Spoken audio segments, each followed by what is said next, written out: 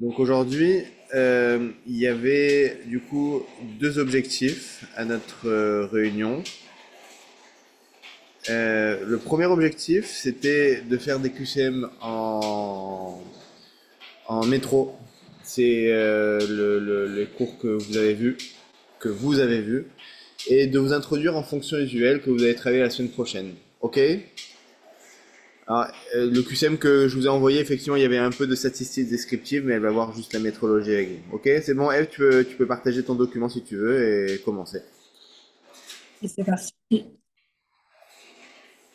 Mettez vos caméras, ou Eve, comme ça on te voit bien.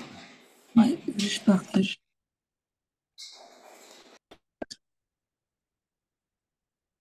Et s'il y a des étudiants en salle d'attente, il faudra juste que tu les acceptes.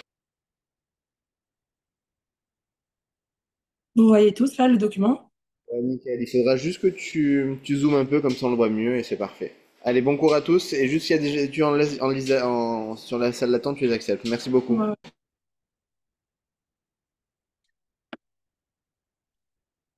Je sais pas si vous me voyez à moi aussi avec l'écran, je vois rien du tout. Vous me voyez là? Ouais, Ok, parfait. Alors déjà, je sais pas si vous avez commencé donc à un peu travailler les maths globalement. Dan, il m'a dit que vous avez vu un peu de métrologie déjà. Je sais pas si c'est le cas pour tout le monde. Euh, ok, parfait. Alors, pour vous faire un petit récap rapide, en gros, vous avez deux parties dans la partie maths. Vous allez avoir la partie statistique et vous allez aussi avoir la partie maths, enfin vraiment maths. Donc, dans la partie statistique, vous avez à peu près 8 chapitres. Et on va dire que la partie statistique, c'est la partie que vous pouvez vraiment bosser. C'est la partie sur laquelle vous allez pouvoir gagner des points.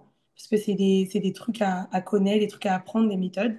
Donc, c'est-à-dire que même si vous n'êtes pas très fort en maths de base, vous arrivez à peu près à vous en sortir. La partie maths, donc où il y a la métrologie, ce qu'on va faire aujourd'hui, c'est un peu plus compliqué parce que c'est des chapitres que vous avez déjà vus en terminale. Donc, pour ceux qui avaient l'aspect maths, donc il y a fonction usuelle, intégrale, primitive, équation différentielle. Je sais pas si ça vous parle tout ça quand je vous dis ça, ça vous parle? ouais, Oui, Ok, donc en gros, si vous voulez, dans la partie maths, il y a vraiment que les chapitres, enfin, il y a les chapitres les deux premiers chapitres que vous allez pouvoir bien travailler. Et les autres, donc vous allez les bosser, mais c'est un peu. Donc ça veut dire que vous verrez qu'au fur et à mesure de l'année, vous allez devoir un peu donc, sélectionner les chapitres où vous allez devoir bien travailler, les chapitres sur lesquels vous allez gagner des points. Donc dans l'idéal, bien évidemment, bah, on travaille tout. Et si vraiment vous avez du mal en maths, bon, après, il faudra aviser avec chacun au cas par cas, mais si vraiment vous avez du mal, il faudra privilégier, je pense, la partie statistique et les deux premiers chapitres de la partie maths, et après le reste en plus, puisqu'ils ne tombent pas tous les ans dans tous les cas, donc c'est pas le plus important. Donc Dan, il m'a dit aujourd'hui qu'on allait faire la métrologie et du coup le début des fonctions. Donc les premiers QCM, c'est sur les statistiques. Donc si vous voulez les faire vous seul, si vous avez des questions après, vous m'envoyez avec plaisir. Mais nous, on va passer directement sur les pages d'après, quoi. Donc on va commencer par la question 6. Vous êtes tous à la question 6. oui, Est-ce que vous avez commencé un peu à les faire ou pas, les oui. QCM? Ok. Donc vous allez voir que les questions du début, c'est plutôt des 2 secondes, ce que vous mettez là sur le téléphone. Donc les questions du début, c'est plutôt, vous allez voir des questions de cours. Donc ça veut dire que si vous avez appris votre cours parfaitement, normalement vous savez répondre. Ok? Qu'est-ce que vous voulez essayer de répondre ou vous préférez qu'on réponde directement tous ensemble?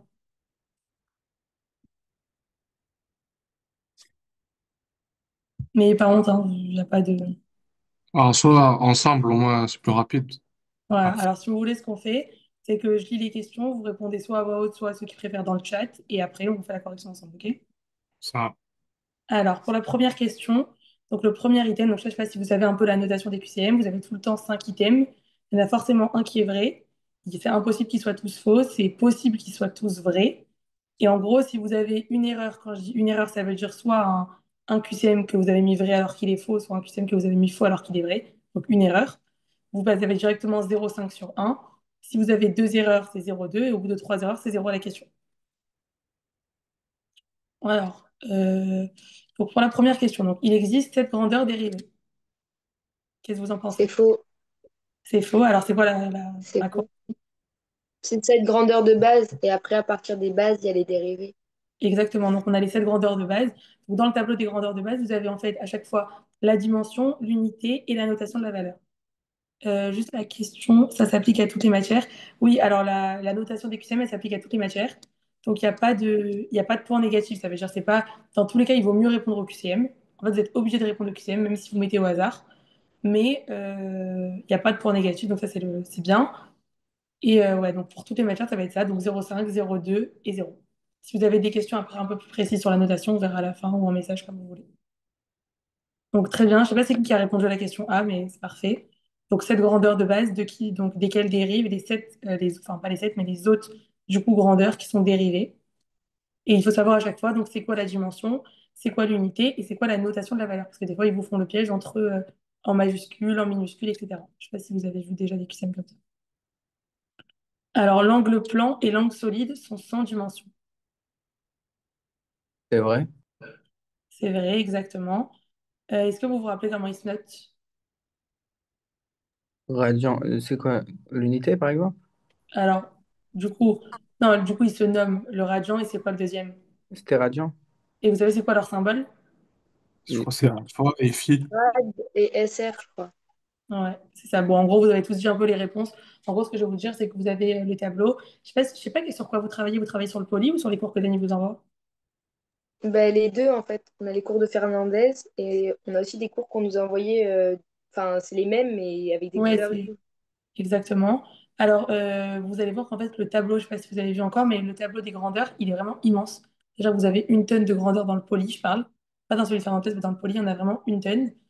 Et du coup, bon, vous verrez que dans tous les cas, ça sert à rien d'apprendre dès maintenant toutes les grandeurs par cœur avec toutes leurs dimensions, les carrés, mt-3, tout ça. Ça sert à rien d'apprendre dès maintenant. Ce que vous allez apprendre dès maintenant, on va dire, c'est vraiment les premières grandeurs que vous avez. Ça veut dire ce que vous, enfin, en gros, celles que vous voyez tout le temps. Ça veut dire la chaleur, l'énergie, le travail, la pression. En fait, c'est toutes celles qui sont au départ, au début. Alors, attendez, juste, je le dis en même temps. Les polis, vous n'y avez pas encore accès, mais je pense que Dan, il a dû vous les envoyer sur le groupe, non? Vous n'avez pas reçu un énorme poli de maths et un énorme poli de stats? Des sites de 80 pages, je crois. Oui, voilà, exactement. Dans tous les cas, c'est ce que je vous dis, ça sert à rien de travailler dessus dès maintenant. Même pendant l'année, vous allez voir qu'en fait, toutes les grandeurs qui sont un peu compliquées, c'est des grandeurs que vous allez voir en fait dans les cours de biophysique. Donc, ça va devenir logique de connaître leur unité, de connaître leurs dimensions. Donc, pour l'instant, on va dire concentrez-vous vraiment sur les premières lignes du tableau, quoi. Les 15 premières lignes, si vous les connaissez, c'est parfait. Donc voilà, donc c'est pour ça que je vous ai pas Mais fait tout. j'ai une question. Ouais, je t'écoute. Pour réviser les maths, du coup, enfin, du coup, la métrologie, c'est mieux qu'on prenne les polis de Fernandez et ceux de la prépa que celui de 80 pages avec celui de la fac. Parce que je Alors, comprends, je sais pas s'il y a des alors, informations qui manquent ou trucs comme ça. moi personnellement, j'ai pas travaillé sur les polis de la fac parce que, en fait, si vous voulez, vous avez 80 pages. Et 80 pages, c'est énorme. Donc, tu vois 80 pages de maths, ça te décourage.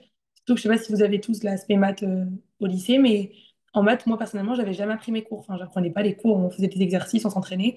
Mais je trouve apprendre des cours en maths, c'est un peu dur. Du coup, moi, ce que j'avais fait, c'est que je prenais les cours de Fernandez et les cours que Dani nous envoyait. Donc déjà, en fait, si vous apprenez ça, on va dire que vous avez vraiment 90% de ce qui peut tomber, quoi, de l'essentiel. C'est vraiment rare que les autres formules du poly elles tombent. Maintenant, c'est pas impossible, donc je vais pas vous dire de pas l'apprendre. Mais moi, ce que j'avais fait, c'est que j'avais appris Fernandez et Dan, ce qu'ils nous donnent. Et tout le reste, quand je voyais que ça tombait en QCM, je l'apprenais. Vite fait, pendant les révisions, avant le concours, j'avais lu rapidement, essayé de retenir, mais j'avais pas appris vraiment comme ce que Daniel nous envoyait. On va dire qu'en fait, en maths, faut vraiment vous concentrer sur ce que vous pouvez gagner des points. Donc, si vous êtes déjà bien calé dans tout, dans l'anatomie, dans les maths, la biophysique, etc., là, je vous dis oui, apprenez les polis, mais pour l'instant, je pense pas que ça soit vraiment l'essentiel, quoi. Je sais pas si c'était ça ta question. Si, c'est bon, merci beaucoup. Avec plaisir. Ensuite, donc, la question C. Donc, un étalon de mesure est une grandeur de référence qui sert à définir ou à matérialiser l'unité de mesure. Celui-ci doit être précis, exact, reproductible et universel. C'est vrai. C'est vrai, donc c'est exactement la définition qui est dans le poly. Les mots, enfin les quatre mots importants à retenir, c'est précis, exact, reproductible et universel. Des fois, ils vont vous changer le mot.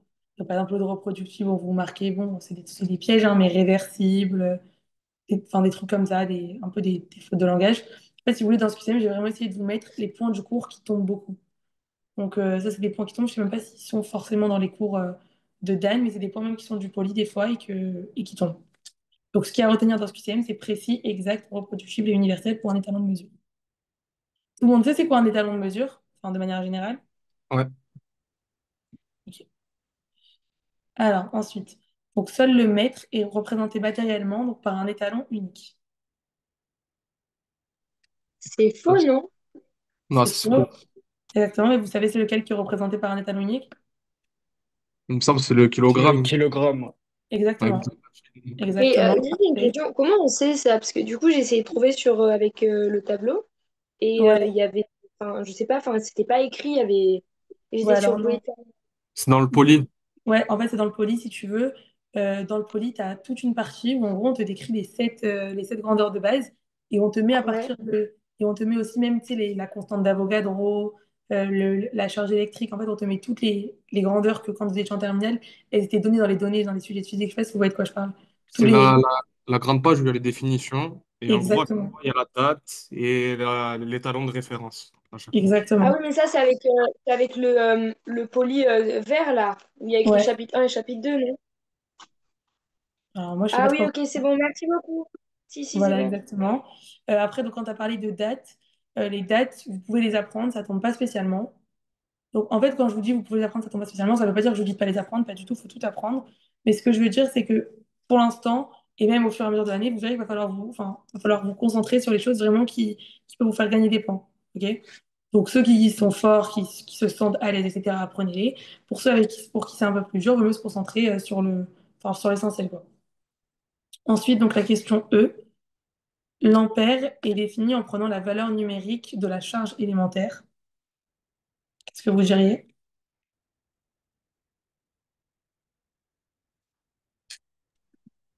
dans la E?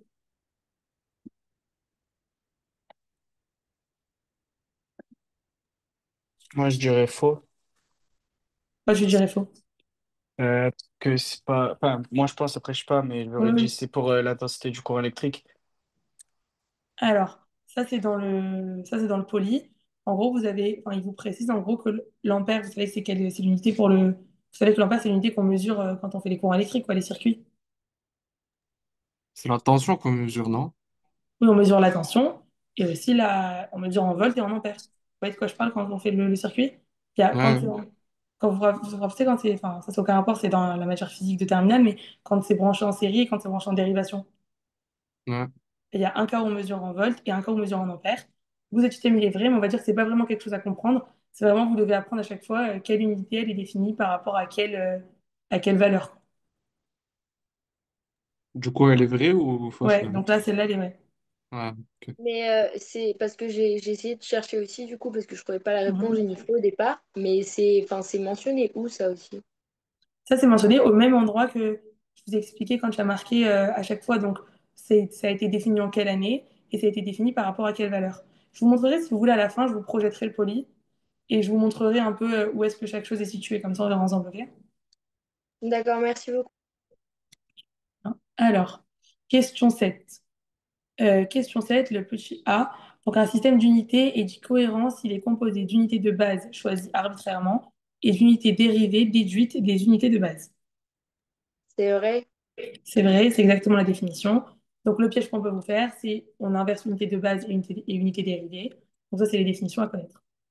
Ensuite, donc, le système CGS définit trois grandeurs de base, la longueur, la masse et le temps. C'est vrai aussi. C'est vrai aussi, très bien. Donc vous allez voir qu'on a plusieurs systèmes. On a le système international, donc avec les sept grandeurs de base, c'est ce qu'on a vu.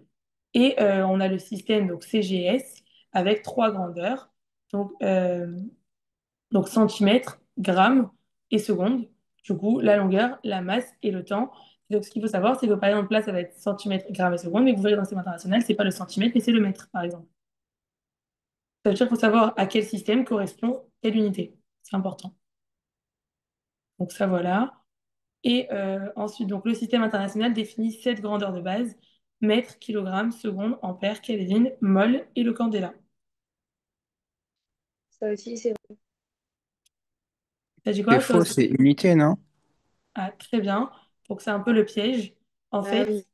c'est cette grandeur de base. Donc du coup, qui serait la longueur, le poids, le temps, enfin la longueur, la masse, le temps, la charge électrique, enfin, etc., le courant électrique. Mais du coup, là, comme j'ai marqué grandeur de base, c'est faux, c'est des unités. Bien. Ensuite, l'angle plan est sans unité. C'est faux, non? Alors c'est faux, c'est quoi ce qui est vrai? Ils n'ont pas de dimension. Exactement. Donc il est sans dimension, mais il a une unité. Vous savez, c'est quoi son unité? Le C'est radian. radian. Le radian et l'angle solide. Du coup, pareil, il est sans dimension. Et son unité, c'est quoi? Pardon. C'était C'était radian. C'est radian. radian. C'est radian, parfait. Donc, pas confondre unité, dimension et grandeur de base. C'est pour ça et grandeur de base, c'est ça que je vous disais que dans le tableau, vous avez plusieurs colonnes et que dans chaque colonne, il faut savoir enfin, ce qui correspond à quelle colonne. OK? Ensuite, donc l'unité de la fréquence dans le système international est la seconde moins un.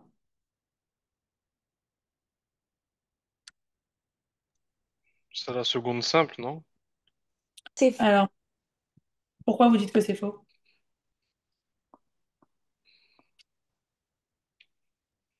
C'est pas le hertz, l'unité. Alors, le Hertz, très bien. Alors, le Hertz, c'est l'unité de la fréquence, mais pas dans le système international. Parce qu'en fait, quand on vous parle, si vous voulez, d'unité dans le système international, vous avez que 7 grandeurs de base. Donc, vous avez 7 unités de base. OK? Ça Ok. veut dire que, par exemple, même le joule, enfin, le joule, je crois qu'il a été rajouté, donc ça marche pas, mais même d'autres unités que vous connaissez, que vous utilisez souvent, elles sont pas dans le système international parce qu'elles font pas partie des 7 unités de base. En gros, les unités du système international, c'est les unités qui correspondent aux grandeurs de base. Donc, comme le Hertz, c'est pas une unité qui correspond à une grandeur de base, c'est l'unité de la fréquence, mais pas dans le système international. OK? Donc, l'unité dans le système Ok. international, vous la retrouvez grâce à la dimension. Soit grâce à la dimension, soit aussi vous pouvez la retrouver grâce à la formule. Est-ce que vous connaissez la formule de la fréquence qui est 1 sur T? Est-ce que vous la connaissez cette formule? Ouais. Oui, 1 sur T, oui, donc c'est 1 sur le temps. Et vous savez que quand on a quelque chose qui est au dénominateur, ça devient moins 1 quand on le remet au numérateur. oui. Donc c'est pour ça que cet item, il est vrai. L'unité de la fréquence, c'est la seconde moins un. Donc je suis d'accord avec vous que si vous avez dit l'unité de la fréquence et le hertz, c'est vrai. Si je vous dis l'unité de la fréquence et la seconde moins un, c'est vrai aussi. Et si je vous dis l'unité de la fréquence dans le système international, c'est le hertz, là par contre, c'est faux. Est-ce que vous avez compris la nuance? Pas trop trop en fait. En fait, le En fait, Hertz, ça fait pas partie du système international. C'est juste ça qui est... exactement. Ah ok. Le système international, c'est Et- vraiment les unités qui découlent des 7 grandeurs de base. Ah ok, ok c'est bon. Ça veut dire mètre, kilogramme, seconde, ampère, Kelvin, mol et candela, du coup. C'est bon pour tout le monde, Ok. ça? Ça va être un peu le petit piège. Après, je vous ai pas fait d'autres items sur plus précisément la métrologie. Mais dans la métrologie, ils peuvent après vous faire des pièges sur les dimensions. Je l'avais pas encore fait parce que je trouvais que c'était, enfin, ce item, c'était l'année dernière et c'était tôt pendant l'année pour connaître vos tableaux encore parfaitement. Mais par exemple, la dimension de l'énergie, la dimension du travail, ça faut les connaître, c'est hyper important. Ils font souvent le piège entre les deux. Et après, les petits pièges, c'est ça. Donc, c'est l'histoire de cette grandeur de base au lieu de cette unité de base, donc pour l'item C. Ce que vous pouvez avoir comme piège encore, c'est les systèmes, donc CGS, MKSA, international. On vous fait le piège un peu entre les trois. Et après, la différence entre unité dans le système international et unité tout court. Est-ce que globalement, tout ça, c'est bon pour vous? Moi, j'avais une question. Ouais. Quand vous dites les dimensions, c'est la grandeur dérivée. Alors, la dimension, c'est pas forcément pour une grandeur dérivée. Par exemple, la dimension de la longueur, ça va être grand L. Tu vois? Ah, d'accord. Je pensais que vous parliez directement de L, T-1, tout ça, là. Alors, ça, oui. Ça, oui. On va dire D'accord. que oui, c'est ça, c'est des dimensions. En fait, les dimensions, si tu veux, des grandeurs dérivées, elles sont un peu plus compliquées à retenir que celles des grandeurs de base. Parce que des grandeurs de base de longueur, c'est grand L. Celle de la masse, c'est grand M. Parce que moi, pour retenir ça, je me rappelle des formules du cours. Par exemple, pour Ouais, la force, c'est la masse fois l'accélération, par exemple. exactement. Bah, alors, moi, je Oui, faisais comme toi. Moi, je j'essaie de préférais faire retenir ça. exactement. Donc, moi, je faisais comme toi, plutôt que d'apprendre. Moi, j'ai jamais appris, si vous voulez, mon tableau par cœur, je l'ai jamais appris. Moi, je faisais comme toi, c'est-à-dire que je savais que la formule du poids, enfin, du poids qui est une force, c'était enfin, la masse sur l'accélération, que la masse c'est m, que l'accélération c'est une vitesse par seconde moins 2, donc mètre seconde moins 2. Vous avez compris, moi si je faisais comme toi, moi ce que je vous conseille de faire, hein, enfin, c'est la meilleure façon de retenir, parce que si vous avez un trou, c'est un peu plus compliqué que si vous avez vraiment une formule sur quoi c'est basé, etc. Moi je vous conseille, c'est pour ça que je vous ai dit de ne pas apprendre directement tout le tableau, d'apprendre vraiment les essentiels, et après, tout ce d'après, vous verrez que c'est des formules que vous apprendrez au fur et à mesure de l'année, donc pas besoin de les apprendre dès maintenant. Et c'est une bonne méthode, je pense. Juste, excuse-moi, est-ce que Ouais. du coup il y a combien de systèmes en soi? Parce qu'il y a le CGS, il y a le système international, mais il y en a un autre ou... Ouais, il y en a un autre, il s'appelle le MKSA. Ok, Et donc c'est mètre, Kelvin, seconde et ampère. ok, merci beaucoup. Et ça, vous les avez, ça c'est dans le poly aussi. Ok, merci.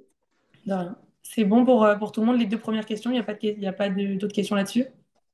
Moi, j'ai juste une question par rapport à la E de l'item E de la question 6. Ouais. En fait, on a dit que c'était vrai, mais sauf que, enfin, comment dire, dans le cours là, de Dan, il y avait écrit ampère et la grandeur, c'est l'intensité du courant électrique. Du coup, enfin, je sais que tu l'as expliqué tout à l'heure, mais j'avais pas trop bien compris. Donc, si tu veux bien Alors, réexpliquer. ouais. Alors l'ampère, c'est l'unité de l'intensité du courant électrique. Ça, je suis d'accord avec toi. OK? Maintenant, chaque unité, si tu veux, elle est définie en prenant appui sur une valeur qui est fixée. C'est-à-dire, en gros, ce que tu me dis, ça ne contredit pas l'item E. Ça veut dire le fait de définir que l'ampère, c'est l'unité de l'intensité du courant électrique, c'est vrai. Ok, parce que c'est l'intensité du courant qu'on mesure en ampères. Maintenant, cette unité, enfin, elle est basée sur quoi? Elle est basée sur la valeur de la charge élémentaire. Tu vois? C'est comme si je te dis, si tu veux, le kilogramme, c'est l'unité de la masse. Mais le kilogramme, il est défini sur la constante de Planck. Tu vois? D'accord, oui, ok. Donc ça veut dire, c'est en prenant appui sur quelle valeur fixe. C'est pas la L par rapport à quelle grandeur. Tu vois ce que je veux dire? D'accord, ça marche. Mais du coup, parce que j'ai fait le tour, enfin, à la fin, tu nous remontreras où c'est, parce que c'est Ouais. vrai que si on Je vous tombe sur d'autres. remontrerai à la fin. Ok, merci. Est-ce que vous avez, du coup, c'est bon? Il n'y a pas d'autres questions?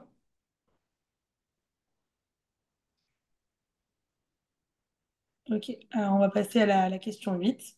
Donc, la question 8, c'est les chiffres significatifs. Alors, on va faire peut-être un petit récap déjà de base sur les chiffres significatifs, les règles dans le poly. Déjà, première chose, tout chiffre qui va être différent de zéro, c'est considéré comme étant un chiffre significatif. Ça, vous le savez, c'est rien qui change par rapport à avant.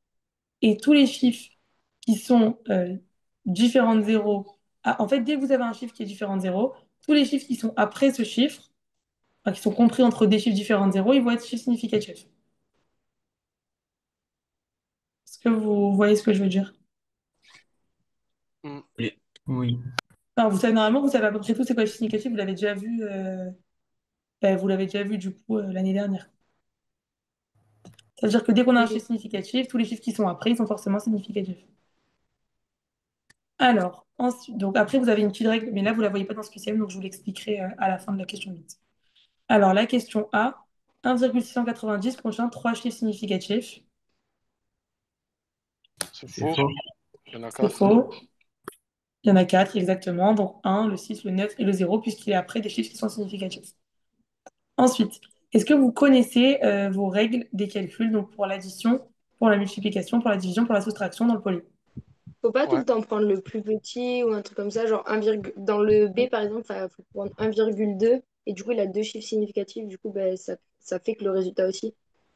Alors, exactement, donc c'est ce qu'on va essayer, on va réexpliquer pour que tout le monde puisse suivre, et ensuite on répondra aux items. Avant de passer juste au calcul, je voulais vous dire que dans les chiffres significatifs, les règles c'est basique, donc c'est ce qu'on a dit, chiffres différents de 0 et tous les chiffres qui sont après et qui sont différents de 0. Et après, je sais pas si vous avez vu, mais vous allez avoir une nuance entre quand c'est une unité qui est précise, qui est comptée, qui est mesurée, et une unité qui est juste donnée.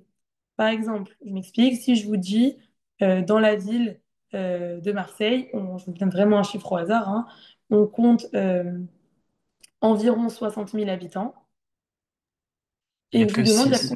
exactement, je vous demande il y a combien de chiffres significatifs, et il va y avoir que le chiffre 6 qui va être significatif, parce qu'il y a le environ. Ça veut dire qu'on n'est pas certain, c'est pas une grandeur qui a été mesurée, c'est une grandeur qui est donnée. Donc, quand on compte environ 60 000 habitants, il y a un seul chiffre significatif. OK? Par Juste moi, contre, j'ai une question. ouais, Pour la A, si on fait 169 fois 10 puissance moins 2, ça ne donne pas que trois chiffres significatifs? 69 fois 10 puissance moins 2, ça ne donne pas. que trois chiffres significatifs. Mais pourquoi tu voudrais pas 500? Enfin, j'ai pas compris pourquoi tu voudrais pas 569 fois 10 puissance moins 2. Parce que si on fait 169 fois 10 puissance moins 2, ça fait pareil que 1,69. Et dans 169, il y a trois chiffres significatifs. Ah non, mais je suis d'accord avec toi que dans tous les cas, enfin, le nombre, si tu veux, 1,69 et 1,690, quand tu les mettras sous forme on appelle ça, sous forme d'écriture scientifique, ça va t'écrire de la même façon. Sauf que le nombre 1,190 et 1,69, il n'y a pas le même nombre de chiffres significatifs. Tu vois ce que je Ok. veux dire? Ouais, mais Non, est-ce j'ai que compris ce que tu le veux dire. zéro... Ce que Ouais, je veux dire, c'est que si en soi ça s'écrit pareil en écriture scientifique, pourquoi ça serait faux de dire qu'il n'y en a que 3? ouais, voilà. C'est parce que, en gros, là, comme ça apparaît, dans le cours, ils te disent clairement, mot pour mot, que tu comptes à partir du chiffre qui est différent de zéro, tous les chiffres significatifs. Donc, en gros, si vous voulez, dans cette partie du cours, c'est un peu que ce soit pour ça ou pour les calculs, c'est vraiment, on vous donne une méthode, on vous donne une recette, il faut l'appliquer, genre. C'est ça, merci. Juste ce que je vous disais, c'était que du coup, donc, quand on a le environ, par exemple, pour 60 000, il n'y aurait qu'un seul chiffre significatif. Par contre, si je vous dis une étude a compté qu'il y avait exactement 60 000 habitants à Marseille, là, cette fois-ci, vous en avez, du coup, là, vous en avez 6 zéros et les 3 zéros d'après. Ok, donc on en avait 5. Est-ce que c'est clair pour tout le monde, cette règle? Ouais. Oui. Parfait. Donc ça, c'est important. Et maintenant, donc, pour la règle de l'addition et de la multiplication, donc c'est un peu les deux grandes règles. Est-ce que quelqu'un, pour la A, il y en a 4? Parce qu'on compte le premier chiffre qui est différent de 0 et les chiffres qui sont après. Est-ce que c'est bon pour la l'item A, du Parce que coup? en fait, après la virgule, du coup, on compte tout. Enfin, genre, même s'il y a 25 zéros après, on comptera les 25 zéros parce que c'est après la virgule, c'est ça? Exactement. Ok, d'accord. Non, c'est pas par rapport à la virgule, c'est parce qu'il y avait un chiffre non significatif avant. Oui, c'est pas, oui, non, c'est pas parce qu'il y avait 0. Si par exemple, vous avez juste plein de 0, ça compte pas. Oui, mais je veux dire, si par exemple ça fait 1,1 et après plein de zéros, du coup, à ce moment-là, on comptera tous ces zéros, non? Oui, oui, mais c'est pas, enfin, en gros, c'est ce que t'as, je sais pas c'est qui a parlé, mais il a raison. C'est pas le fait qu'il y ait la virgule qui fait que tu compteras les 0. Mais en soi, oui, tu les compteras. Ben, ouais, et du coup, si par exemple, enfin, tu peux réexpliquer le truc de 10 000 et environ, parce Ouais, que du coup, en gros, voilà, oui, j'ai compris ta question. En gros, ça veut dire que si par exemple, je te dis que j'ai 110 bonbons dans mon sachet, genre j'ai compté que j'avais 110 bonbons dans mon sachet, il y a trois chiffres significatifs, tu vois, le un et le zéro. OK? ouais. Par contre, si je te dis j'ai environ 110 bonbons dans mon sachet, là, cette fois-ci, tu as deux chiffres significatifs. Ok, d'accord, ok. OK? En gros, le environ, ça annule, si vous voulez, la règle du zéro. Ok, d'accord. Merci.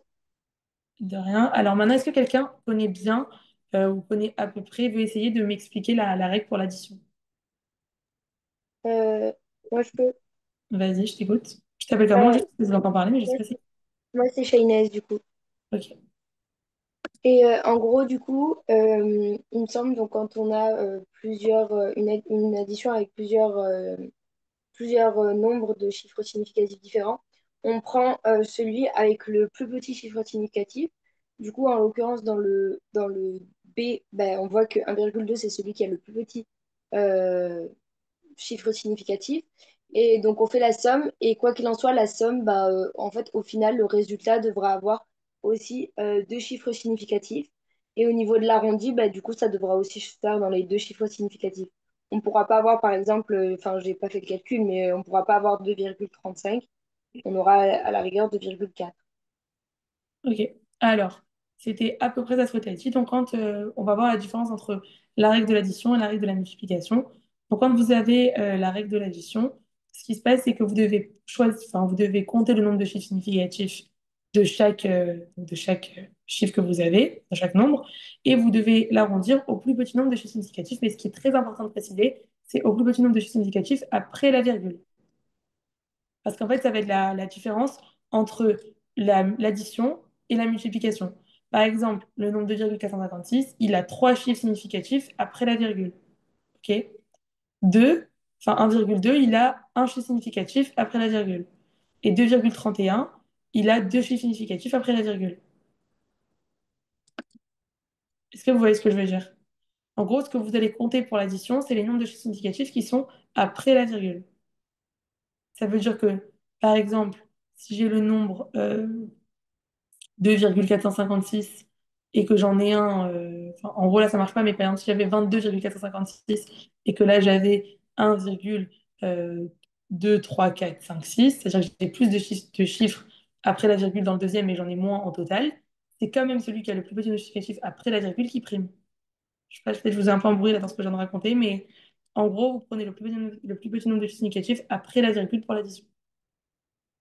Une fois que vous avez trouvé le plus petit nombre de chiffres significatifs après la virgule, ce nombre, il va s'appeler n. Ça veut dire n pour 2,456, c'est 3. N pour 1,2, c'est 1. Et n pour 2,31, c'est 2. Vous voyez à quoi ça correspond le n? Ouais. C'est le Donc, dernier chiffre significatif. c'est le nombre de chiffres significatifs après la virgule. OK? Et du coup, donc le plus petit nombre de chiffres significatifs après la virgule, ici, ça va être 1. Il y a un, enfin, parce que 1,2 n'a qu'un seul chiffre significatif après la virgule. D'accord? On va arrondir ensuite tous les autres nombres à deux chiffres significatifs après la virgule, donc à n plus 1. Ça veut dire 2,456, ça va être arrondi, ça va donner quoi? 2,45, ça va basculer à 2,46. Et Très bien. 2,31, ça va rester 2,30. 31. Ah, 31. Ouais. Pourquoi tu voulais mettre 30? Ouais, parce que c'est ou soit dans ma tête, c'était quand on a rendu, c'est ou soit on passe au palier supérieur, ça passe à 2,40, ou soit on descend d'un palier de 2,30. Ok, alors j'ai compris ce que tu veux dire. Alors, il faut savoir que quand vous avez déjà le nombre de chiffres significatifs qu'il faut, vous ne le touchez pas. Ok? Donc, en fait, ce que vous faites, c'est que on répète. Première étape, on compte le nombre de chiffres significatifs après la virgule, très important. Deuxième étape, on arrondit. Et donc, ce nombre de chiffres significatifs après la virgule, il s'appelle n. Ok? Deuxième étape, on arrondit tous les autres nombres à n plus un chiffre. C'est-à-dire ici, on a n, c'était 1 parce que le plus petit nombre de chiffres significatifs après la virgule, c'était 1. Donc tous les autres, on les a arrondis à deux chiffres significatifs. C'est pour ça que 2,456, ça a donné 2,46. 1,2, on ne le touche pas, c'était bon. Et 2,31, on ne le touche pas non plus parce qu'on a déjà deux. OK? Et une fois que vous avez fait ça, normalement, bon là, c'était pas, c'est moi qui avais inventé le QCM, donc c'était pas parfait, parfait. Du coup, normalement, vous allez voir que les chiffres, ils font que ça fait que ça s'emboîte bien et que vous pouvez trouver un résultat facilement à calculer de tête. Je sais pas si vous savez, vous n'avez pas de calculatrice au concours. Oui. Je sais pas si vous Et savez. donc, Donc, en à la général, fin, il faut arrondir à 2 ou à un? donc, là, en intermédiaire, vous allez arrondir à deux chiffres significatifs après la virgule. Et le résultat final, il aura toujours pour l'addition n chiffres significatifs après la virgule, c'est-à-dire un chiffre significatif après la virgule. Donc, c'est faux. Donc, c'est faux. Juste, j'ai une question. Ouais. Je suis Juste, désolé. juste 2 secondes, je te coupe. Juste quand vous me posez une question, dites-moi vos prénoms, comme ça, je sais un peu de retenir. Ah, Auriel. Ok. Je suis désolé, je sais que t'as répondu plusieurs fois, mais pour la A, Ouais. j'ai pas très bien compris pourquoi il y a quatre chiffres significatifs. En fait, tu prends le premier chiffre différent de 0 et tous ceux qui sont après. Oui, mais après, à la fin, il y a un zéro à 690. Je sais. Mais en gros, le zéro, en fait, si tu veux, quand on te dit 1,6, en fait, il y a en fait, l'explication logique, c'est que si tu veux, comme tu sais pas si c'est une grandeur, en gros, quand je te donne, par exemple, si je te dis, j'ai mesuré avec ces règles 1,0 cm, tu vois, le fait qu'il y ait le zéro, ça veut dire que la règle, elle mesure aussi les millimètres et que je sais que c'était pile à 1,0, que c'était pas 1,1, tu vois. Ok. Et En s'il gros, y c'est a une plusieurs, précision supplémentaire. Hein? mais ça s'applique qu'avec un zéro en plus. Ouais, en fait, oui, en fait, si tu veux, en fait, non, en fait, la règle de base, c'est premier chiffre différent de zéro et tous ceux qui suivent. Ah, ok. Si tu Donc, s'il y a avais, 5 zéros, on compte les 5 oui, zéros. si tu avais 1,6900, ça aurait été 5 chiffres significatifs. Ok, merci. Tu vois? Juste, par contre, j'aimerais vraiment que vous compreniez très bien les règles, donc que ce soit pour l'addition, pour la multiplication. Donc, je vais vous le réexpliquer une dernière fois. Et après, si quelqu'un veut essayer de me le réexpliquer, comme ça, on est sûr que tout le monde a compris. Alors, je réexplique. Vous comptez le plus petit, le nombre de chiffres significatifs après la virgule de chaque nombre que vous avez. OK? Toujours après la virgule, on est dans l'addition. Ensuite, vous voyez lequel en a le plus petit nombre. Ce plus petit nombre, il s'appellera n. OK? Donc, dans notre cas, c'est 1,2 parce qu'il a un chiffre significatif après la virgule. Ce nombre, il s'appelle n. Les résultats intermédiaires, quand je vous dis intermédiaire ou intervenant dans le calcul, c'est la même chose. Ils sont arrondis à n plus un chiffre après la virgule. C'est dans l'addition. Ça veut dire ici, n plus 1, ça fait 1 plus 1 qui fait 2. OK? Et ensuite, le résultat final, il a deux chiffres après la virgule, parce que enfin, il aura deux chiffres après la virgule, c'est faux, étant donné que du coup, c'est n chiffres après la virgule qui est vrai, donc c'est-à-dire un chiffre. En gros, l'item qui aurait été vrai, c'est le résultat intervenant dans le calcul ou le résultat intermédiaire aura deux chiffres après la virgule parce que du coup, le intermédiaire, il avait n plus 1. Par contre, le résultat final, lui, il a n chiffres après la virgule, donc un seul. Est-ce que c'est clair pour tout le monde la règle de l'addition? Oui. Oui. Donc, juste, on regarde quel est Oui. le chiffre avec le plus petit nombre de chiffres significatifs et on... Après la Ouais. virgule. Ouais. Très important, on est dans l'addition. Parce que la multiplication, c'est au total. OK? Moi, ce que j'avais fait, bon, j'avais donné ce cours en présentiel l'année dernière. Je vous aurais dit de faire un petit tableau. Si vous voulez, vous pouvez le faire. Je vous le dicte, comme ça vous le notez. Donc, vous faites un petit tableau et vous marquez règle de l'addition, règle de la multiplication. Et donc, dans la règle, je ne sais pas si vous le notez en même temps en même temps que je vous parle. Oui. OK? Donc, vous faites votre petit tableau, règle de l'addition, règle de la multiplication. Dans vos règles de l'addition, vous mettez attention, on compte le nombre de chiffres significatifs après la virgule. Et dans la multiplication, attention, on compte le nombre de chiffres significatifs au total. Et vous surlignez bien après la virgule pour l'addition et au total pour la multiplication.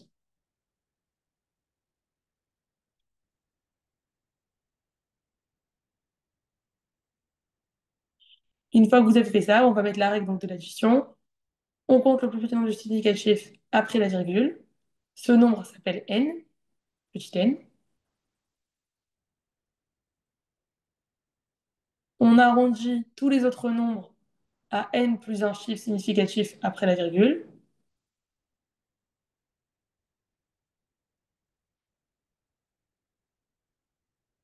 Et vous mettez entre parenthèses, c'est le résultat intermédiaire ou c'est le résultat intervenant dans le calcul.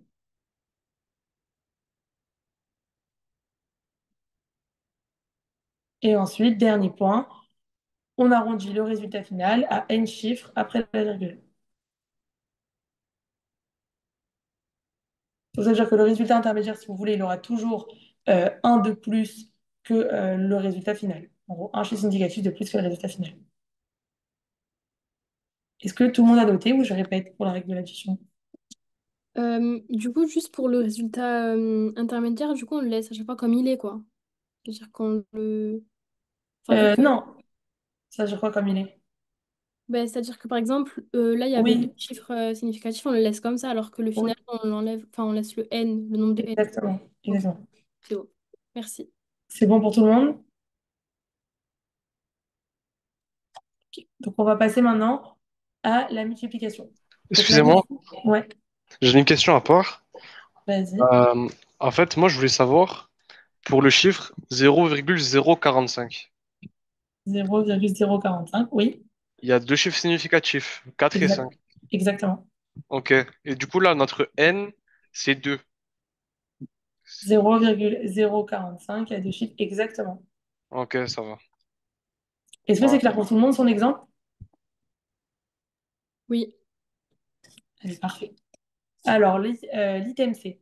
Donc, le résultat arrondi du calcul, 1,25 fois 4,5, intervenant dans une opération, comporte trois chiffres significatifs. Alors, déjà, la multiplication, donc on a dit, première règle qu'on a déjà écrit dans le tableau, c'était qu'on va compter le nombre de chiffres significatifs au total. Donc, 1,25, on a combien? 3 Ouais. Et 4,5? et 2. 2. Exactement. Parfait. Donc maintenant, c'est quoi le plus petit nombre du coup de chiffres significatifs au total? 2. 4,5. Et donc Ah, 2. 4,2, exactement. Et du coup, maintenant, donc, le résultat intervenant dans l'opération, il aura combien de chiffres significatifs 2. 2. intervenant dans l'opération? À 3. 5. 3, 5. Parce qu'il y a les 3 du 1,25 et les 2 du 4,5. Alors, est-ce que tu connais la règle? On a dit qu'on compte tous les chiffres significatifs après la virgule. Du coup, c'est 3. Ok. Alors, là, tu t'es un peu. On est dans l'IMC, hein. Je sais pas, en fait, je vous entends pas, je sais pas c'est qui parle. C'est Bilal. Ok. Alors, Bilal, je t'explique. Dans la multiplication, c'est un peu différent que dans l'addition. Dans l'item B, c'était l'addition. Donc, on comptait le nombre justificatif après la virgule, ok? Alors que dans l'item C, c'est la multiplication. Du coup, on va compter le nombre de justificatifs au total. C'est pour ça qu'on a dit que 1,25, il en avait 3, le 1, le 2 et le 5. Et 4,5, il en avait 2, le 4 et le 5. Ouais. Ok? On a dit que le plus petit nombre, du coup, c'est 2, puisque 4,5, il en a 2. Ouais. Quand c'est intervenant dans une opération, on arrondit toujours à n plus 1. Donc 2 plus 1, ça veut dire 3. D'accord. Ok? Et ensuite, donc déjà, c'est pour ça que du coup, l'item C, du coup, d'après vous, il est vrai ou il est faux? Ah, il est vrai. Il est faux. Alors, pourquoi il est faux? Pourquoi il est vrai? Moi, je Moi, il pense est qu'il... faux. Moi, je pense aussi qu'il est faux. Alors, pourquoi il est faux? Moi, je pense qu'il est faux parce que dans la multiplication, on regarde le nombre total de chiffres significatifs du plus petit. Là, il est 2.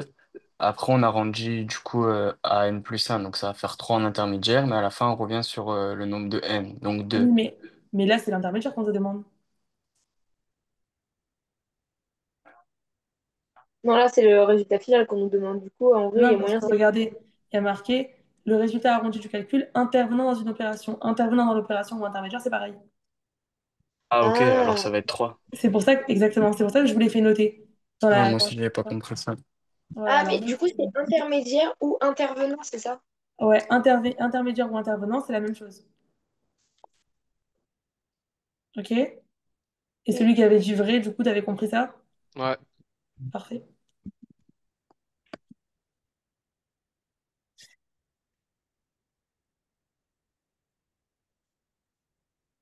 Donc, la règle de la multiplication, on va la noter. Donc, on a dit, on compte le nombre de significatifs total. Donc, là, 3 et 2. On garde le plus petit nombre et on arrondit tous les autres à n plus 1. Et ça s'appelle intermédiaire ou intervenant dans l'opération. Et ensuite, le résultat final, cette fois-ci, c'est un peu plus compliqué parce que dans l'addition, on arrondissait tout le temps à n. Là, le résultat final, ça va dépendre de la dernière somme partielle. Est-ce que vous savez tous c'est quoi la dernière somme partielle?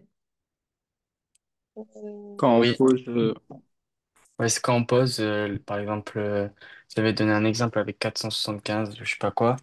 La Ouais, dernière, c'était 8 plus 2, ça faisait 10, c'était supérieur à 9, du coup, on arrondissait au supérieur. exactement. Alors, juste, ouais, je vais vous réexpliquer. je Alors, peux te poser une question. ouais, je t'écoute. Juste pour la C, là, on était. Ouais, Euh, le résultat arrondi du calcul 1,25 intervenant dans une opération. Mais 4,5, on va pas dans le résultat intermédiaire, ok? On ouais. va pas arrondir 4,5 à n plus 1. Non. Ok, Là, dans donc ce cas-là, ça ne va rien d'arrondir parce qu'il n'y aura rien qui change. oui, il n'y a Parce rien qui que- change, quoi. Ouais. Ouais, voilà. Ok, Mais il y a des cas où ça change, il y a des cas où, enfin, là, ça change pas. ok, merci. Alors, je vais vous réexpliquer du coup, c'est quoi la somme partielle, la dernière somme partielle. En fait, quand vous posez votre multiplication comme quand vous étiez en CE1, en fait, par exemple, si vous posez 1,25 fois 4,5, vous savez, quand vous faites les deux lignes, que quand vous mettez je sais pas si vous mettez le zéro ou le point sur la deuxième ligne, je sais pas comment vous posez vos multiplications, vous allez voir qu'en gros, après, vous additionnez les deux lignes. Oui, Vous voyez de quelle deux lignes je parle? Genre la ligne du x5 et la ligne du x4. Ouais. oui. Et bien, vous additionnez vos deux lignes, et ben la dernière addition, c'est-à-dire l'addition qui va être tout à gauche, c'est ça la dernière somme partielle. Par exemple, je vais vous montrer bien dans le poli après, mais par exemple, si vous aviez dans la première ligne le 2, dans la deuxième ligne un 8, ça fait 10 pour la dernière somme partielle. Vous voyez ce que je veux dire? Faudrait que je vous montre. Je vous remontrerai à la fin, je vous remonte bien la dernière somme partielle et je vous montre bien aussi où c'est l'histoire des grandeurs. Ok? Excusez-moi. Oui. Ouais.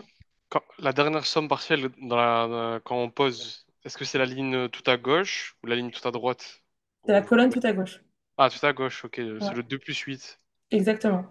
Ok, d'accord. Exactement. Est-ce que tu Et pourrais expliquer les étapes de la multiplication, du ouais, coup? alors je vais vous les redicter dans 2 secondes.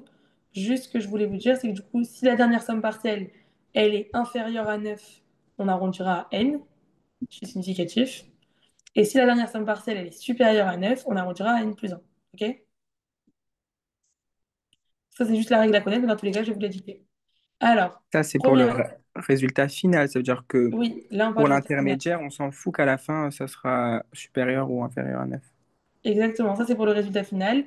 Pour le résultat intermédiaire, quoi qu'il arrive, soit pour l'addition ou pour la multiplication, c'est tout le temps n plus 1. Ok, merci. Alors, ce que vous devez savoir, du coup, c'est que pour la multiplication, on compte le nombre de chiffres significatifs au total. Il n'y a pas besoin d'après la virgule, ok. Nombre de chiffres significatifs total. Ce nombre de chiffres significatifs, vous choisissez le plus petit qui s'appellera n. La d, du coup, on l'a pas encore fait, mais on verra juste après, ok? On est encore à la c. Attendez, du coup, juste, on regarde le plus petit qu'on va appeler n. Ensuite, on arrondit les autres à n plus 1. Et c'est quoi le truc que tu avais dit juste après je sais plus. On arrondit les autres à n plus 1. Ce qui est n plus 1, c'est toujours le intermédiaire ou l'intervenant dans l'opération, ok? Ok, Et en et du coup, après la fin, je sais plus. dernière étape, vous mettre un peu genre deux flèches. Cas numéro un, c'est quand la dernière somme partielle elle est inférieure à 9, inférieure ou égale à 9, hein. Quand elle est inférieure ou égale à 9, on arrondit à n. Et quand elle est supérieure à 9, on arrondit à n plus 1. Ok, merci. Et je vous montrerai bien c'est quoi la dernière somme partielle pour que tout le monde comprenne.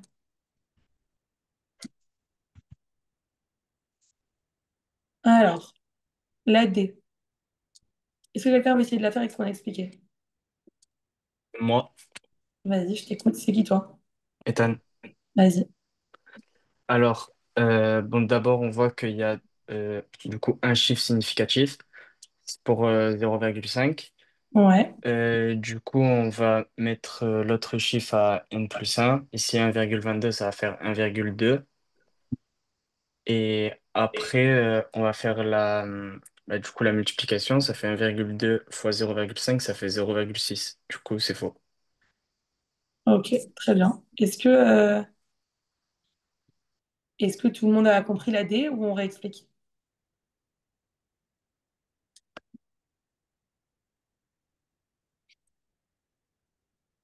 Du coup, la C, elle était vraie, pardon, parce que c'était n plus 1, donc c'était trois chiffres significatifs. Et la D, elle est fausse. Est-ce que quelqu'un a des questions sur la D ou on passe à la E? Mais du coup, pour la D, on avait juste à faire le calcul pour voir que c'était faux, non? Alors, je vais faire le calcul pour voir que c'était faux. En fait, oui, non, mais en fait, le but, ça va être d'utiliser. En fait, si vous voulez certains cas, vous allez voir que sans la méthode, vous pouvez voir si c'est vrai ou si c'est faux.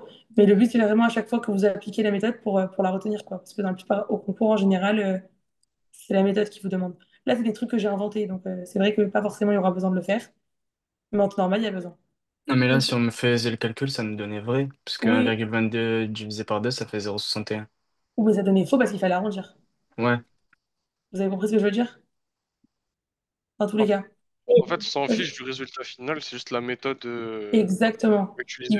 Ils vous feront jamais, c'est pour ça que je vous dis qu'il n'y a pas la calculatrice, mais ils vous feront jamais des pièges de calcul. Enfin, c'est rare, quoi. Mais du coup, là, dans la D, en fait, c'est faux parce que vu que 0,5, il a que deux chiffres significatifs Il y en a et un. que 1,2, c'est un. Oui. Comment? Ah oui, Il y en 1. a.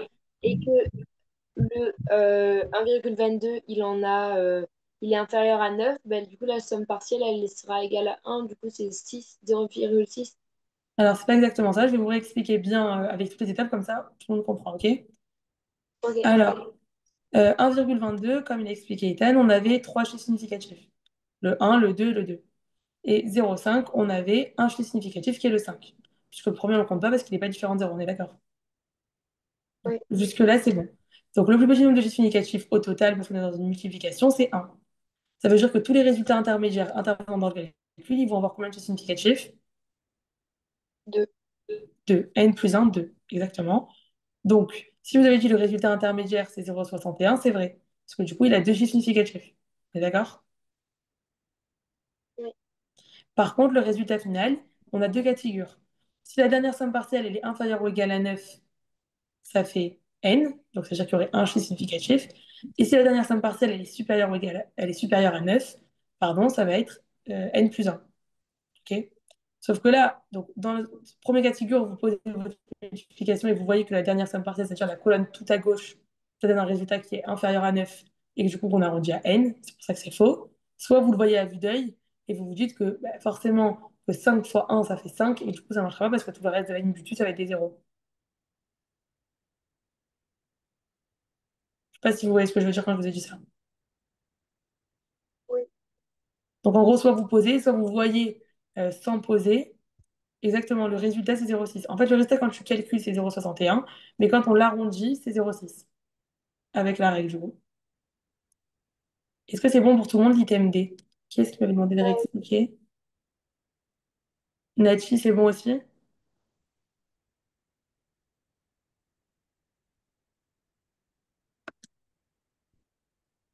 Parfait. Est-ce que, donc là, on peut passer à l'item E?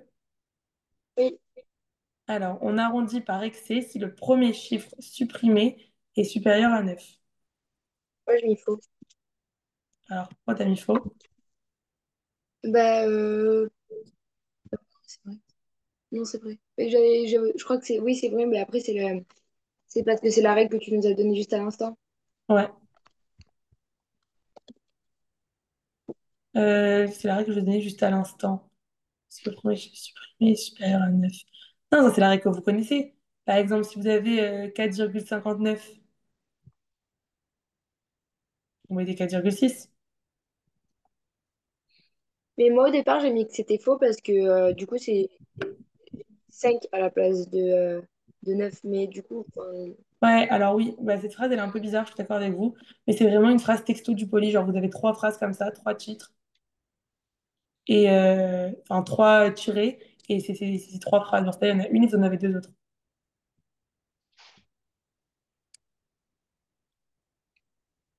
Oui, alors du coup, la règle de la somme partielle, c'est que pour la multiplication. Il n'y a pas de somme partielle dans l'addition. Est-ce que c'est bon du coup pour les règles de calcul et les chiffres significatifs? Oui, du coup, mais pour la question 8 c'était, on a dit que c'était quoi qui était vrai, du coup? La C et la... La C et la E. Ok, c'est bon, merci. Alors déjà, donc là, si vous voulez, avec ces deux questions, vous avez vu les deux premiers chapitres de la partie maths. Le premier chapitre, c'est la métrologie, et le deuxième chapitre, c'est les chiffres significatifs et les règles de calcul. Donc ça, c'est un peu les chapitres sur quoi vous pouvez avoir les points et qu'il faut juste connaître les méthodes, donc soit pour l'addition et pour la multiplication. Maintenant, la question 9, on va passer aux fonctions. Alors, je pense qu'on va voir un peu plus globalement les fonctions parce qu'on n'aura pas le temps de les faire vraiment, vraiment dans le détail. Surtout que je vais vous montrer, je vais bien vous montrer le poly, etc. Globalement, les fonctions, ce que vous allez avoir à connaître, c'est, mis à part les notions de définition, par exemple la notion de définition de la fonction rationnelle que vous avez dans l'item A, etc. Ça, faudra aller voir dans le poly. Mais sinon, vous allez avoir les notions donc, de, de dérivées partielles et de dérivées totales. Je ne sais pas si vous avez déjà vu en cours. Moi, non. Non. Non, alors bon, bah, moi non plus, je l'avais pas vu, hein. Mais enfin, c'est rien de très dur. Enfin, on le verra, je pense qu'il faudra bien le voir en approfondi. Si vous voulez essayer de le faire, continuer le QCM, que ce soit donc le début ou la fin, vous m'enverrez vos questions en privé. Maintenant, ce que je vais vous montrer, c'est le poly, donc je vais juste enlever le partage. Attendez.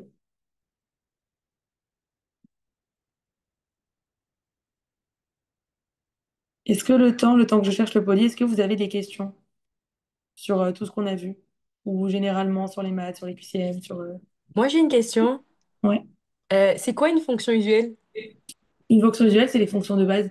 Ça veut dire la fonction carrée, la fonction racine, la fonction inverse, c'est vraiment Les les... fonctions de référence, en gros. Ouais, exactement. Ok, merci. Est-ce que vous avez d'autres questions? N'hésitez pas, hein. Moi, c'était plus par rapport en fait, au concours. Oui, Si on fait une erreur, on perd la moitié des points dans la question, c'est ça? exactement. En gros, Ok, ça veut dire que si sur 5 items, tu fais à chaque fois un item faux, tu as 10 sur 20. ok. Ça. Ouais, Et, et à quoi comme matière où il faut avoir minimum 10 de moyenne? Alors, votre année, je ne sais pas si la règle de l'année dernière, elle s'applique aussi. L'année dernière, il fallait avoir minimum 10 au bloc de 3 matières. C'était les maths, langue, je ne me rappelle plus exactement. Je sais qu'ils avaient maths, anglais, Et l'option, je pense. et ouais, maths, anglais, la mineure, exactement. Mais du coup, par exemple la mineure. Et l'anglais, est-ce qu'on le passe au concours ou c'est juste les... Non, vous le passez au concours, l'anglais et la mineure. Ah, ok. En gros, au premier semestre, en fait, je sais pas du tout ce qu'on vous a expliqué ça, j'ai pas fait trop d'introduction au début, mais si vous voulez, les maths et la mineure, c'est des matières que vous allez passer, enfin, toutes les matières, vous les passez. Vous avez la biochimie, la biophysique, c'est les plus gros coefficients. Donc, ça va être coefficient 8 je crois, ou 7 j'ai oublié. Dans tous les cas, c'est les plus gros coefficients, c'est les plus grosses matières, donc c'est les matières qu'il va falloir vraiment travailler. Ensuite, vous allez avoir l'anatomie, c'est aussi un gros coefficient, c'est une matière où tout le monde a une bonne note, donc vous ne pouvez pas trop vous louper dessus, on va dire. La physiologie, pareil, c'est une matière qui intervient beaucoup plus tard dans l'année, limite 1 ou 2 semaines avant les révisions. Donc, il faudra bien la travailler, mais c'est un peu la suite de l'anatomie. Ça veut dire que c'est l'anatomie en mode en appliqué au corps humain, enfin en plus appliqué, quoi. Et après, vous avez les maths. Donc, les maths, c'est une matière un peu dure. C'est pour ça que je vous ai dit, vous allez voir, vous allez devoir choisir. En gros, je vous dis dur dans le sens où la plupart, ils laissent un peu tomber les maths. Après, dites-vous que les maths, c'est vraiment la matière où vous pouvez gagner des points, vous pouvez gagner des places, parce que du coup, tout le monde ne la travaille pas hyper bien. Et du coup, rien qu'en la travaillant un peu, vous faites la différence. Ouais, ça va. Et l'anglais et l'option, c'est ce trimestre-là ou le trimestre d'après? Alors, l'anglais, alors la mineure, l'option, c'est les 2 semestres. Et l'anglais, c'est le premier semestre. Ah, donc, mais à la prépa, on va bosser la mineure? Non, alors la mineure, vous la bossez pas du tout à la prépa, et même vous la bossez pas spécialement pendant l'année. Commencez pas à vous stresser avec la mineure. La mineure, on va dire que dites-vous que les années d'avant, enfin jusqu'à l'année dernière, personne n'a travaillé. C'est-à-dire que moi, mon année, je n'ai pas ouvert le cours de la mineure. Mais il fallait quand Parce même que, avoir la moyenne. alors, non, il y a 2 ans, non. L'année dernière, il fallait. En fait, c'est pas qu'il faut avoir la moyenne à la mineure, c'est qu'il faut avoir la moyenne au trio de matières. C'est-à-dire que si tu as 17 en maths et que tu as 5 à la mineure, c'est bon, quoi. Ah, ok. Mais en fait, la mineure, nous, avant, personne n'a travaillé. Maintenant, depuis l'année dernière, vous avez commencé à la travailler parce qu'en gros, du coup, ça rentrait dans un bloc où il fallait avoir 10. Mais même quand ils l'ont travaillé l'année dernière, personne n'a travaillé pendant l'année en septembre ou en octobre. C'est une matière qu'on commence à travailler pendant les révisions, vraiment C'est pour tranquille. gratter des points. Oui, c'est pour gratter des points. Parce que dites-vous que rien qu'au hasard, moi, sans travailler la mineure du tout, j'ai eu 9. À la mineure. Ouais. J'ai Ah. joué. Et t'avais Euh, quoi comme mineur? Moi, j'avais la mineure psychologie. Ok. Mais globalement, Et du coup, t'avais mineur SV ou pas? Parce que du coup, j'ai pris ça et je sais pas. alors, Enfin, apparemment, elle est cool. la mineure SV, moi j'ai toujours entendu, j'avais plein de copines qui avaient la mineure SV, et j'ai entendu que c'était une très bonne mineure. C'est une mineure aussi où on a des bonnes notes, hein. Ils avaient des bonnes notes sans réviser. Ok, d'accord. Les mineurs que j'ai entendues vraiment, c'était détente, c'est SV, éco. Et anthropo, tu connais? Alors, anthropo, je n'ai jamais entendu quelqu'un qui avait anthropo. Mais Moi, genre, Ouais, je j'ai connais la anthropo, mineure, apparemment, mais. T'as dit quoi, anthropo quoi? anthropo, c'est dur. Genre, science infirmière, c'est bien de l'avoir si on a déjà des connaissances, mais ça va, elle est simple.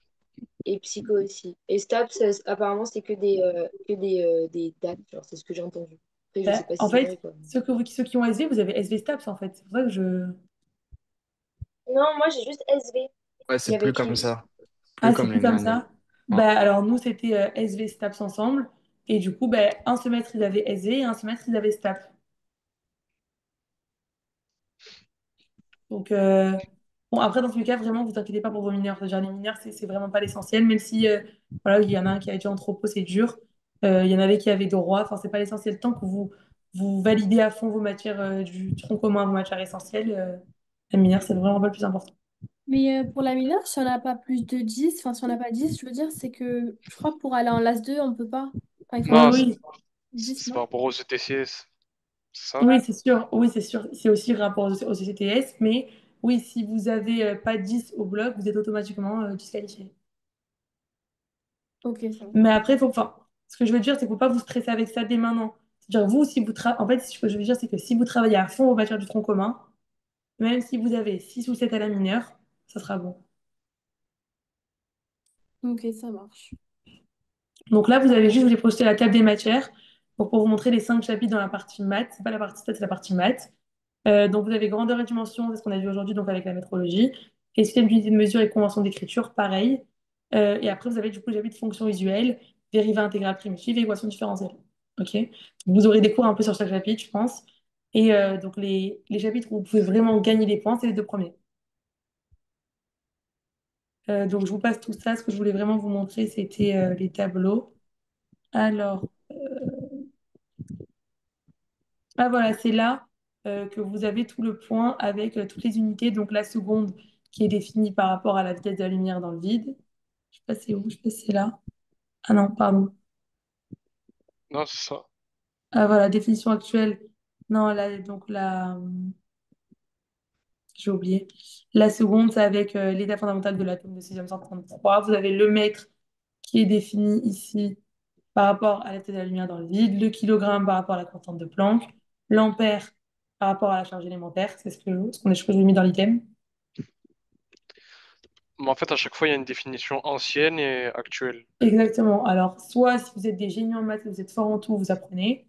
Moi, ce que j'avais fait, c'est que j'avais juste fait une fiche et que j'avais marqué seconde, césium 133, mètre, j'avais marqué vitesse de la lumière dans le vide, kilogramme, constante de Planck, ampère, charge élémentaire, et j'avais juste écrit tout ça pour les connaître, quoi.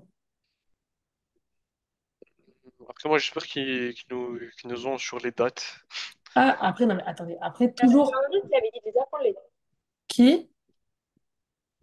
parenthèses, parce que dans la visio qu'on a vue là cette semaine, il a dit en gros les dates, enfin c'est les questions de métrologie, elles sont simples, c'est juste en gros le tableau à apprendre en général, comment dire, les opérations avec M, L, T, -2, des trucs comme ça, et les dates. Genre c'est Ouais. les trois trucs qu'il nous a dit d'apprendre. Ah, Alors, mais bah, il y a pas que lui qui fait, c'est pas que lui qui fait le concours. Peut-être c'est son avis à lui. Oui, après Après, lui, je sais pas les autres. après, dans tous les cas, vous verrez, chacun vous donne son expérience à lui, ce que lui, il a fait. C'est sûr que c'est toujours mieux d'apprendre les dates en plus, c'est toujours mieux même d'apprendre tout le poly. Maintenant, vous allez voir il y a des cas, moi, par exemple, je suis partie des cas que j'ai pas appris le poly, j'ai appris que ça et ça a suffi. ok. Voilà, enfin, ça veut dire, en gros, enfin, vous sélectionnez par rapport à ce que vous voulez. Moi, je me suis dit, honnêtement, je préfère gagner des points et m'entraîner à résoudre des équations différentielles et des intégrales plutôt qu'à apprendre une date. Alors oui, à partir du moment où... non, ça n'y est pas dans le cours de Dan. Mais donc oui, à partir du moment où elle tombe, la date, si vous voulez, en QCM une fois ou en écurie, je vais la prendre parce que ça serait bête de ne pas la retenir. Maintenant, de là à prendre le poly, à commencer à prendre toutes les dates, je dis pas que ça sert à rien, mais c'est pas l'essentiel, c'est pas le principal. Est-ce que En tu mode es allé à... les dates principales, c'est celle juste en mode international, Oui, le voilà, c'est ça. mètre. Exactement. Voilà. Est-ce que tu es allé à la fac pour la licence? À la fac pour la licence. Quand tu es licence, c'est la mineure. Ouais, vu qu'il n'y avait pas à la prépa. Alors, non, du tout. En fait, la mineure, nous, on avait, je sais même pas, en fait, je vous dis, je sais même pas quel cours on avait. Ça veut dire, Ok. enfin, en fait, la mineure, vraiment, vous prenez pas la tête avec ça. Ça veut dire, vous savez que vous avez une mineure dans votre tête, vous savez que un mois, mais vraiment maximum un mois, c'est-à-dire pas avant le concours, vous allez commencer à voir un peu les cours, mais sinon, concentrez-vous vraiment sur les matières, hein. Vous n'avez Ok. pas le temps d'aller en cours de mineur, etc. De toute façon, la mineure, c'est qu'en distanciel maintenant. C'est sur Ouais, voilà. l'ENT, Moi, je c'était crois. pas en distanciel, je crois. Moi, c'était qu'en distanciel. Ouais. Est-ce que c'est bon pour ceux qui me demandaient où est-ce qu'on trouve tout ça, du coup? Oui, merci. Voilà, donc ça, c'était pour cette partie. Et ensuite, maintenant, je vais vous montrer la la partie avec l'addition.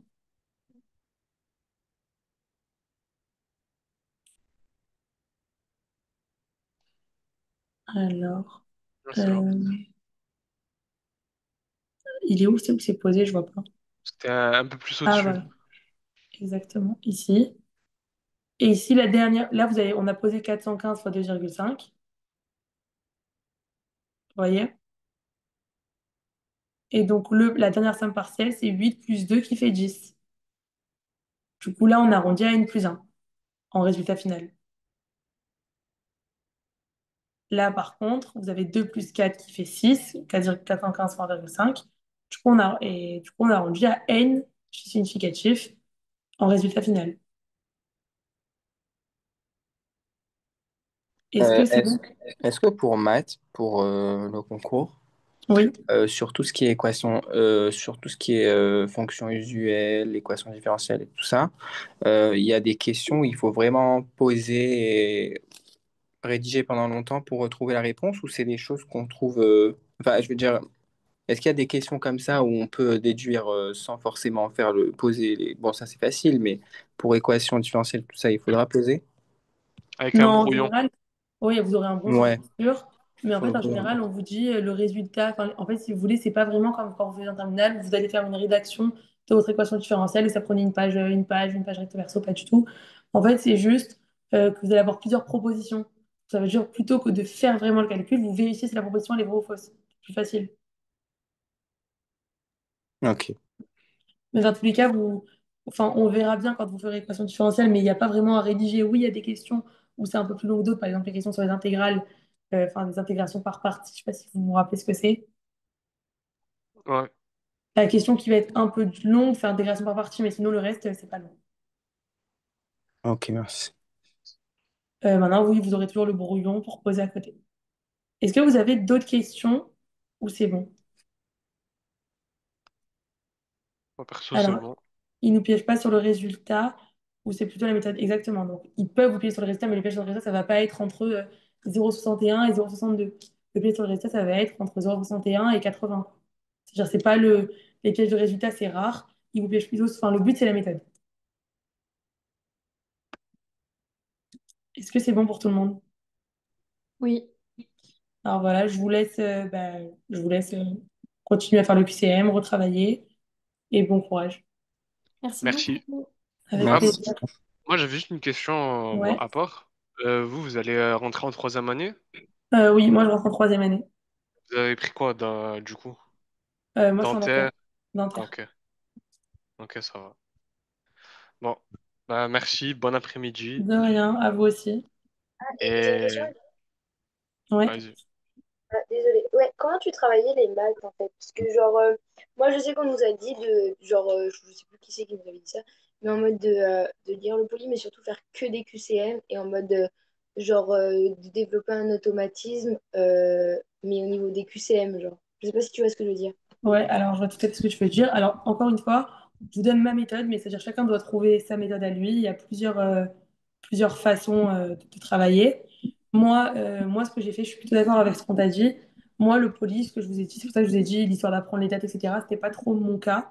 Moi, ce que j'ai fait, c'est que je me suis entraînée en QCM. Ça veut dire que je travaillais les cours que Dani m'avait donnés, donc que ce soit de Fernandez ou les cours que Dani donnait.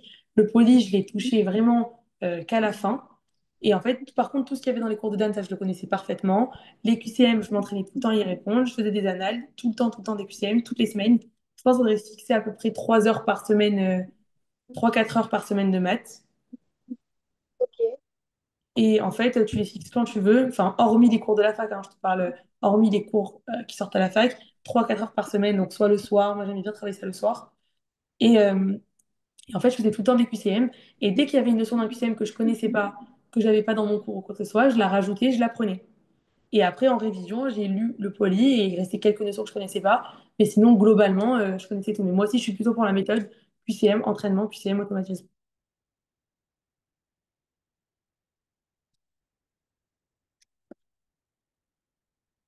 Je sais plus qui c'est qui me posait la question. oui, merci. Mais du coup, ouais, parce que en fait, moi, genre, je sais que j'ai beaucoup de lacunes quand même en maths. Genre, enfin, j'avais pris maths complémentaire cette année, mais le prof, c'était le genre de prof qui me montait, il va en manquer en cours. Et du Ouais, coup, ouais, du coup, ben, enfin, on va dire métrologie, j'ai compris, mais c'est les seuls chapitres, quoi. Parce que tout ce qui est fonction visuelle et tout, genre, quand on faisait les cours avec Fernandez, là, cette année, c'est vrai que j'avais pas trop, enfin, compris ouais, pendant. parce que en fait, enfin, c'est un prof qui va très vite, qui fait plus les QCM, qui est pas trop dans l'apprentissage du cours. Donc, enfin, c'est pour ça que ça va un peu vite. Moi, je sais que enfin, ça m'allait bien cette méthode parce que je connaissais les chapitres, etc. Maintenant, si tu les connais pas, alors il faudrait que tu travailles en avance, enfin, en amont, si tu veux, le chapitre des fonctions visuelles. C'est-à-dire que tu prends ton poly et vraiment, tu le prends étape par étape et tu essaies de le comprendre. Tu passes du temps dessus et ensuite tu te mets sur le QCM. Ok, ça marche. Bah, en tout cas, merci beaucoup. Et si jamais on a des questions, on pourra Ouais. te poser. Bien sûr, avec plaisir, vous n'hésitez pas. Ok, c'est parfait. Voilà. Et pour Bah, la merci question, beaucoup. avec Ah, plaisir. Juste, il y a une dernière question dans le chat. Il y a beaucoup de trucs sur les dérivés en QCM. Non, pas spécialement. C'est vrai que je vous ai dit que, en fait, dérivés, primitives, équation différentielle, intégrale, encore une fois, on n'est pas devant, on ne sait pas ce qui tombe, etc. Mais sur ça, il y a pas beaucoup de questions. C'est même pas tous les ans qu'il y a une question là-dessus, donc vous prenez pas la tête. Voilà. Bon courage, bon après-midi. Et si vous avez des questions, bah, vous n'hésitez pas.